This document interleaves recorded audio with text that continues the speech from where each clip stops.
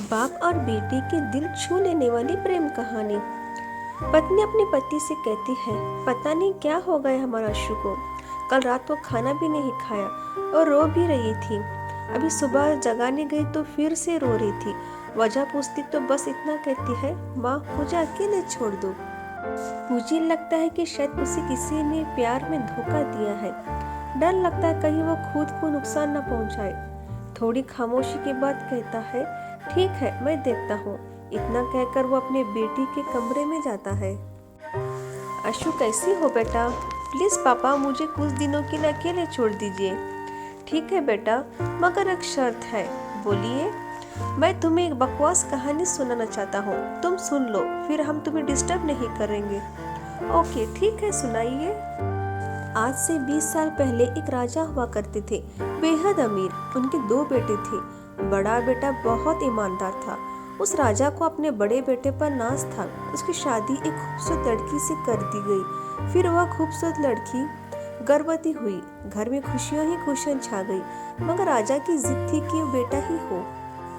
फिर राजा ने अपनी बहू के गर्भ में चेकअप करवाया तो पता चला कि गर्भ में लड़की है। राजा ने बेटे को हुक्म दिया कि लड़की को गिरा दिया जाए। आखिर बड़ा बेटा अपने पिता की सुनता था, ना तो करेगा नहीं, मगर पता नहीं उस पागल बेवकूफ को क्या सूझा कि 2 दिन बाद अपना राजपाट, धन दौलत, शानो शौकत सब कुछ छोड़ के अपनी गर्भवती पत्नी को लेकर महल से गायब हो गया। सच कहूँ तो वह बड़ा बेवकूफ और पागल था।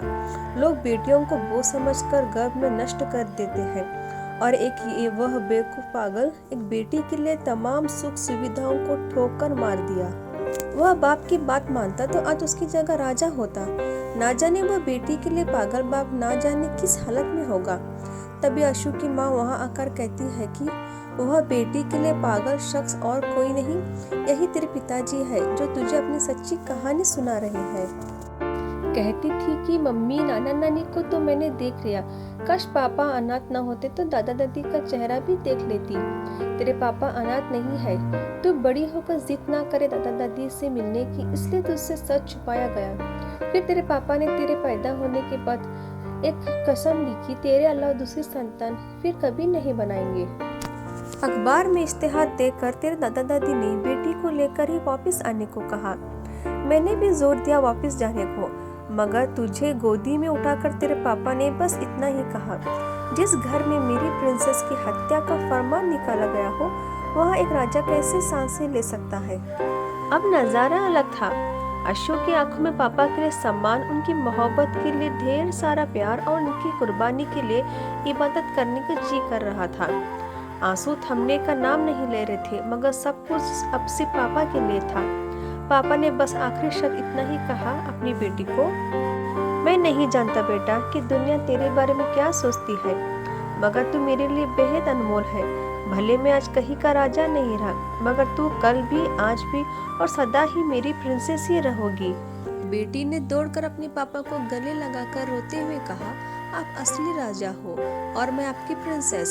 सबकी पलकें गीली थी, मगर वो एक नई सुबह की शुरुआत थी जहां प्रिंसेस फिर से अपनी रियासत में लौट आई थी। बेटियां माता पिता की जान होती है, उनकी आन बान और शान होती है। अगर पसंद आए तो प्लीज सब्सक्राइब और लाइक करिएगा।